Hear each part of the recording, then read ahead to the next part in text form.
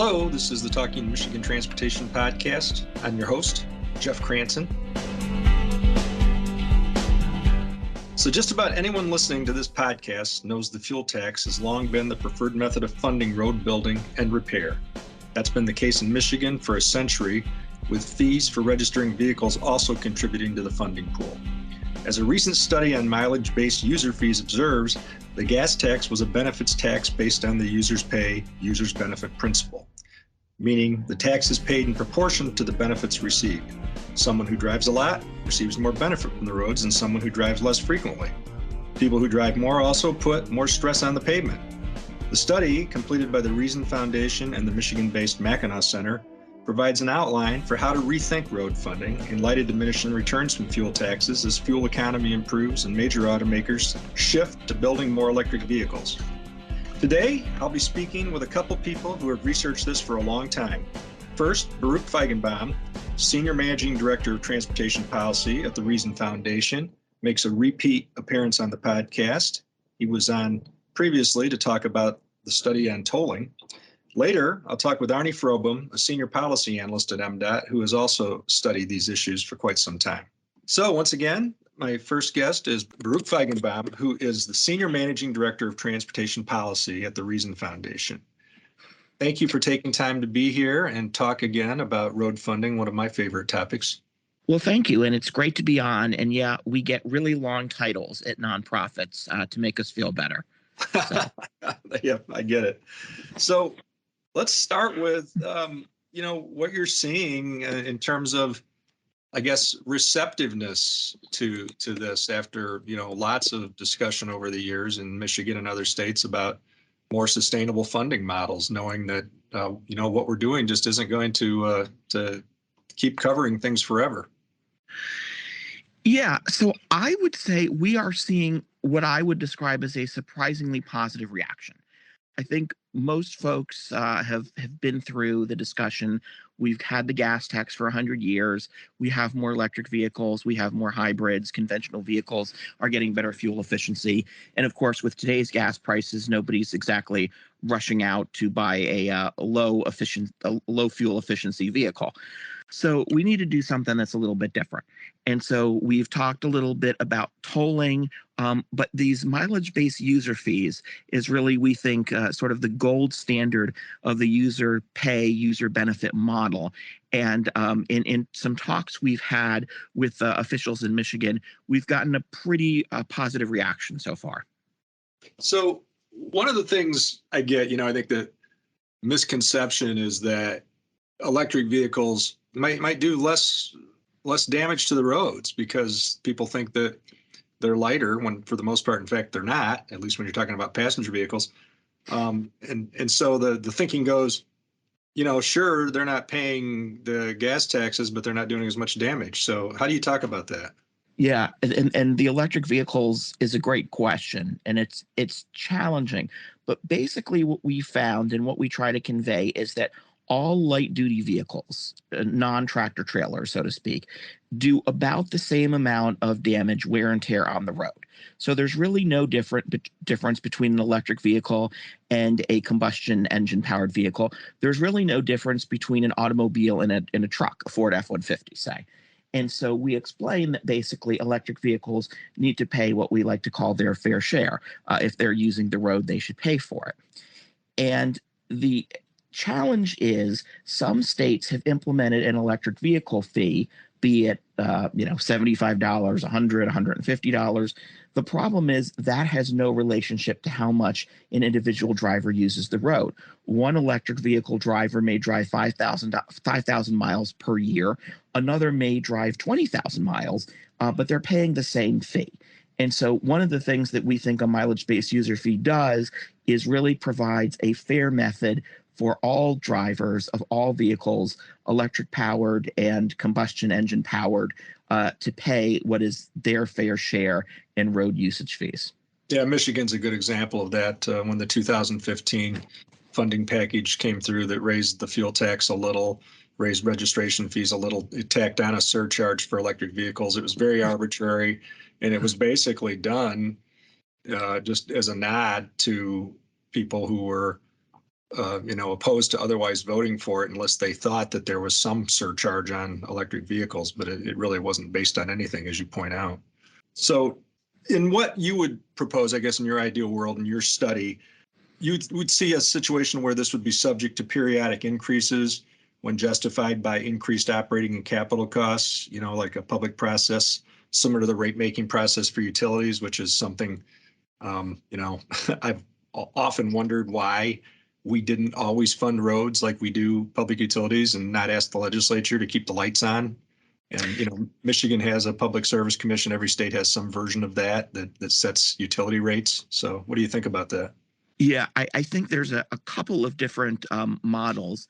As you point out, it's ironic that we don't fund roads the way we find other public utilities, because roads really are a public utility. And somehow we've, I guess, convinced ourselves they're not. It's very interesting. So some type of commission going in and making periodic adjustments is certainly one model. Another model I know that folks are looking at is having it adjusted to some type of inflation metric, which most years is about 2%. This year it would be so great, but there would be some type of indexing metric involved. Talk a little bit about what's in it for the driver. How many old systems could we get rid of, and how soon? Sure. So I think there's a lot of things in it for the driver in terms of fairness. And, there's always this sort of, is someone in the Upper Peninsula getting a better deal? Is someone who's a more urban driver getting a better deal?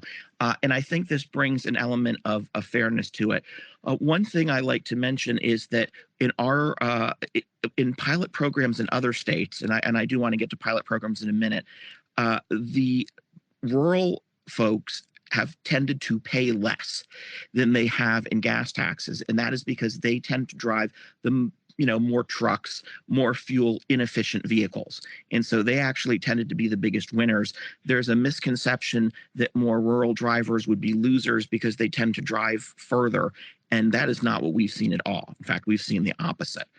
So I don't think we're going to be implementing mileage-based user fees on a total scheme across the state, for, let's say, the next 10 years. And the reason is we have to test it. We have to get folks more familiar with it, honestly, from, both a political and a technical perspective. And we have to reduce collection costs a little bit, fine tune some things.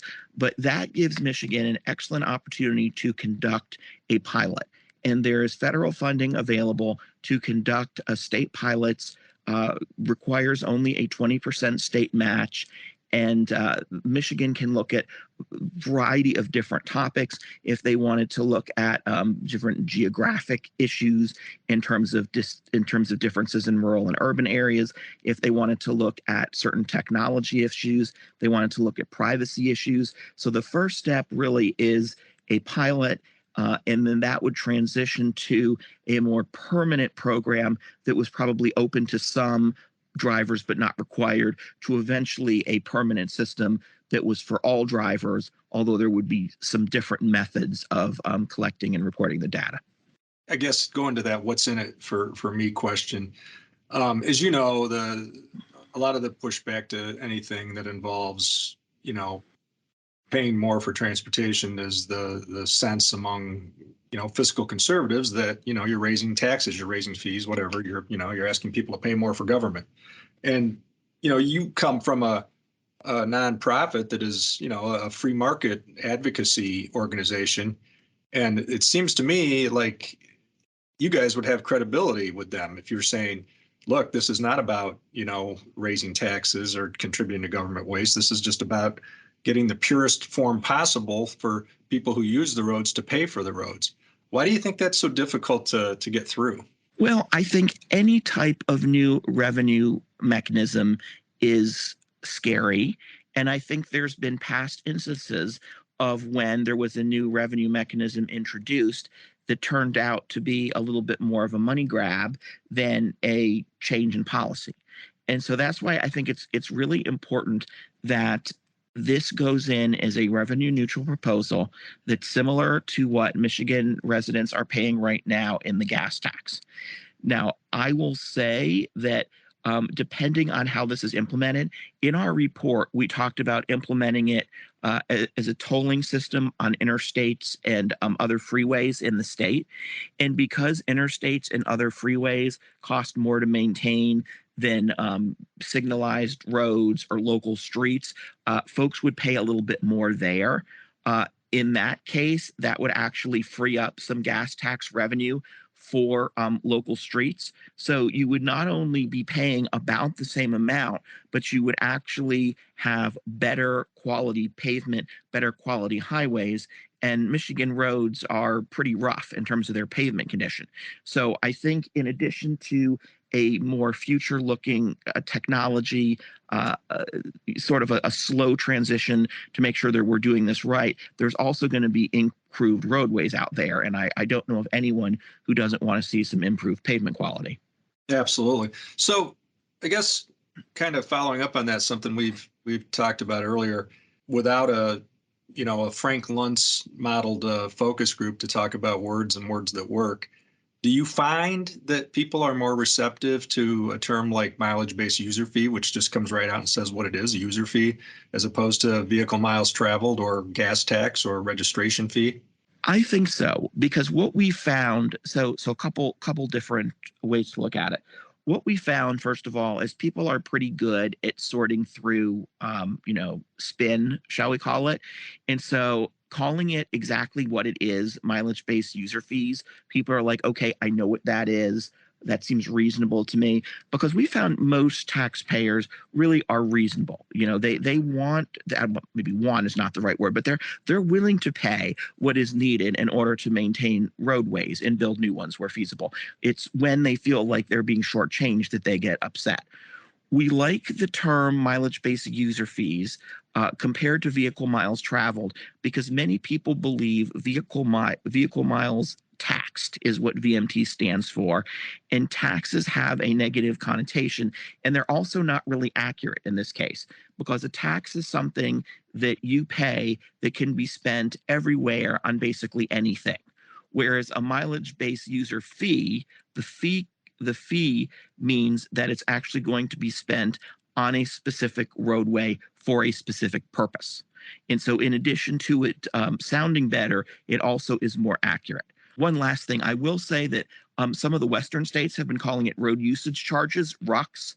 I personally like mileage-based user fees, but I think both terms are equally accurate and appeal to folks, just a difference of opinion. It sounds like you're confident, if not bullish, on the timing for this, and that maybe, a non-politicized rate-making process, something like mileage-based user fee could be sold. And is that kind of what you're saying? I think so. I mean, I don't want to be too unrealistic with the timeline. I definitely don't think it's going to happen tomorrow. I think it's going to take a rollout, but I do think getting a pilot program up and going is something that can happen. And I think once you get the pilot program going, people see how it works. Most people like the results. Then it makes it much easier over time to implement replacement for the gas tax. So would you see what Oregon and some other states have done with pilots for VMT as a bit of a model for how you would do mileage-based user fees as a pilot in Michigan? How do you see that working? I do. I tend to think Oregon is actually the best example. There's a couple other states, Utah and Virginia, that have mileage-based user fees for electric vehicles, but not for vehicles as a whole. But I think in terms of some of the privacy, in terms of some of the technology, in terms of some of the options that Oregon gives folks for reporting their mileage, that they are the best option. Obviously, Oregon's a little bit different than Michigan in terms of demographics and location, percentage of roads that are state roads, et cetera. But I think a wise decision would be looking to what Oregon has done, particularly in the last few years. Yeah, that's interesting. That's good to know. Well, thank you, Baruch. Is there anything else you'd want to add to what we discussed for further conversation? Yeah, I guess the main thing that I would add is I think this is really an exciting time and an exciting opportunity. And if folks are interested, I always encourage them to, of course, go to our website, reason.org, find out more information, and just do some of their own reading at mileage-based user fees. I know at first it might sound like kind of a out there idea, but I think the more familiar people are with them, the better they are. We found that in states that have conducted pilots, initially a lot of folks were apprehensive, and at the end of the pilots, mileage-based user fees were overwhelmingly the most popular funding mechanism. Well, I will include some of those links and things in the show notes, so I appreciate it. And after this message, I'll be back to talk with Aarne Frobom, a senior policy analyst at the Michigan Department of Transportation, about all this. Thanks again, Baruch. Okay, sounds great. Thank you. We'll be right back. Stay tuned. Know before you go. Head on over to MyDrive to check out the latest on road construction and possible delays along your route. For a detailed map, head over to michigan.gov/drive. So for the second segment, as I mentioned, I'm here with Aarne Frobom, who is a senior policy analyst at MDOT, and he has been studying road funding, the good, the bad, the depressing for quite a while now. And he's especially shown interest, I think, over the years in various user fee models, which is really, what the gas tax was originally, and it worked pretty well for many decades. But as we know, it's a diminishing return now. So Aarne, Baruch Feigenbaum of the Reason Foundation, with whom you're familiar, Yes. sounded sort of confident that we might finally be at a turning point to look at something like mileage-based user fees. What do you think about that? Well, a lot of people think so. It's gotten increasing attention and from the Highway Research Establishment over about the last 10 or maybe even 15 years, and the interest has been picking up steadily over that time. The really big turning point always seems to be just around the corner. What's happening is some increasingly large-scale pilot studies being conducted in quite a few states now. I've lost count of the number of states that are actually trying this, but there's a consortium out west, the three West Coast states. There's Iowa and Minnesota. There's another assembly of states on the East Coast that's conducting an experiment. But none of the states have made it what I would call a working part of their road finance system yet. It could happen, but what we're seeing is an increasing number of these what you might call educational efforts for the leadership in all these states. What does your gut tell you about, given that we've got bills in and that State Representative Van Single, who is from, the west side of the state, near Grant, Michigan, and Newaygo County, is interested in this. He's a Republican and a fiscal conservative, and he sees the benefits of going to a user fee. A true user fee, something that actually has user fee in the name. Does that spell any momentum as far as you're concerned? Yeah, I think you could call it a minor turning point in the process.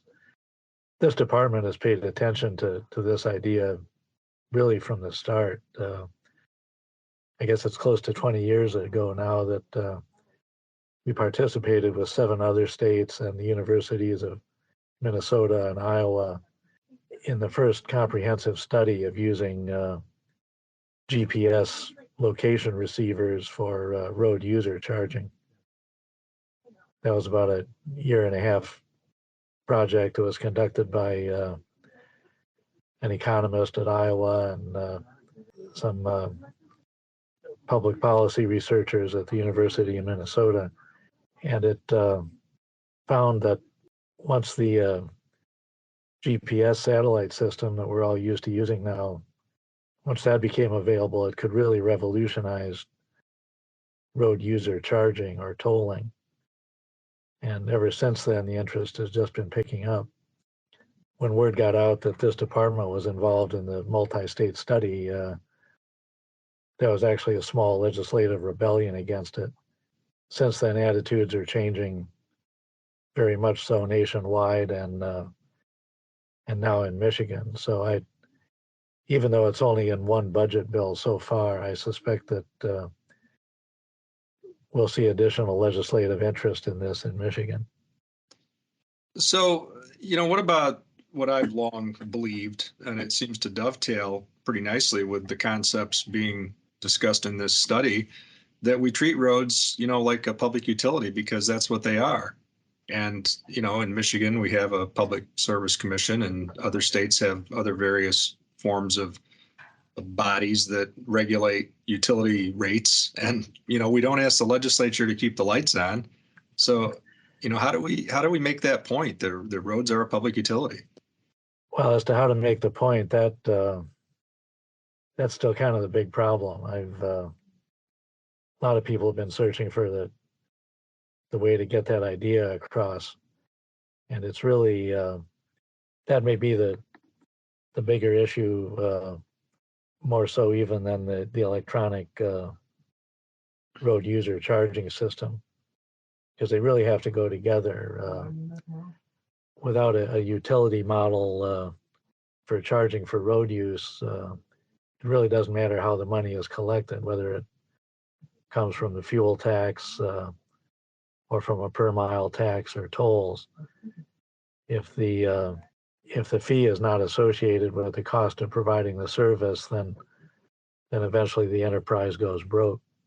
No one's willing to let the electricity or telephone or water or gas utilities go broke, and we should have the same attitude toward road agencies as well. Yeah, exactly. So, one of the big things people talk about, and one of the reasons why they're moving toward the terminology of, mileage-based user fee instead of vehicle miles traveled, is to get away from this idea that it's all about tracking you. I know you, and you're certainly a person that would be concerned about privacy. What do you say to people that cite that as their biggest concern? I really don't know that it's that big a concern for that many people. When this idea first started to be studied, people imagined that there were going to be a lot of people who would think that there was somebody watching every trip they made on a TV screen somewhere, and maybe there are a few people like that, but over the last 10 or 15 years, we've all gotten used to the idea of carrying a cell phone with us that identifies us and all our contacts and all our preferences and all our purchases and all our travels. People have generally concluded that it really doesn't matter if there's some database out there that contains every place we've gone or every person we've talked to. Yeah, I suspect it would be pretty boring if you looked at mine. Yeah, it's really an extension of the whole cell phone system to the automotive system. The two systems are kind of merging, and that was something that wasn't appreciated when this was first studied. Everyone was focusing on the GPS satellite receivers, but now it's emerging that the cell phone system is probably going to be the means of tabulating the vehicle use and transmitting the payment. Thanks, Aarne. Is there anything else you want to say about this? You want to give it your best endorsement, why this is a good idea and why it should be taken seriously? To my way of thinking, the attractive part is it allows us to get rid of a lot of baggage that's accumulated in road funding over the last 100 years. We've seen that the fuel tax worked perfectly for many decades, but it's going to go away as cars become more efficient. In Michigan, we have a big establishment devoted to collecting a lot of money on license plate taxes, and that's something that could be abolished entirely and converted into the mileage-based user fee system. For truckers, it's especially interesting. Most people don't know that trucks pay 5 separate taxes, and 2 of those are already mileage-based. both the fuel tax and the registration tax is collected per mile on trucks. And all of that could be rolled into a single mileage-based system. The big guys, the big firms would probably have, the overhead and the investment in technology to break those things down and the administrative wherewithal, but that's got to be tougher on people that own their own rigs or smaller firms, right? Yeah, every truck operator has to turn in 2 quarterly tax returns, one for the registration tax and one for the fuel use for every individual truck, recording every state that those trucks traveled in by mile. And plus they're paying a tire tax and a heavy vehicle use tax and the federal fuel tax. So if that could all be automated into a single system, the savings are really significant. Yeah, of course, at the same time, there'll be concerns among those people about how much more they'd actually be paying to get the roads into the condition that we know they should be. Yeah. There may be something also to be said for separating the road user fee rate making case from fuel price, especially over the last few days. We've seen how the first reaction of the political system when fuel prices go up is to take money out of road funding to try to manipulate the prices by just a little bit. So maybe it's time finally to break that connection. Yeah, that's well said. I mean, there's right now what we're living through is there's no better case in point, and those incremental fixes are not going to make a big difference, but it's going to put us backwards, when we're already behind in terms of what we're doing with the roads. And so separating those things and separating the whole mindset of fuel taxes from road funding, and it being the one thing that we buy that we are so cognizant of the price because we see it on every street corner and, it's in our faces all the time. So, yeah, I think you make a really good point there. So thanks, Aarne. As always, I appreciate you taking time to talk about this, and we'll be talking more as the study goes forward and we see what happens with the legislation. Yeah, anytime, Jeff. So thank you again for tuning into this week's edition of the Talking Michigan Transportation Podcast. I want to thank my guests again, Baruch Feigenbaum of the Reason Foundation and Aarne Frobom of the Michigan Department of Transportation. And I want to thank Randy Debler for engineering this week's podcast. To subscribe to show notes and more, go to Apple Podcasts and search for Talking Michigan Transportation.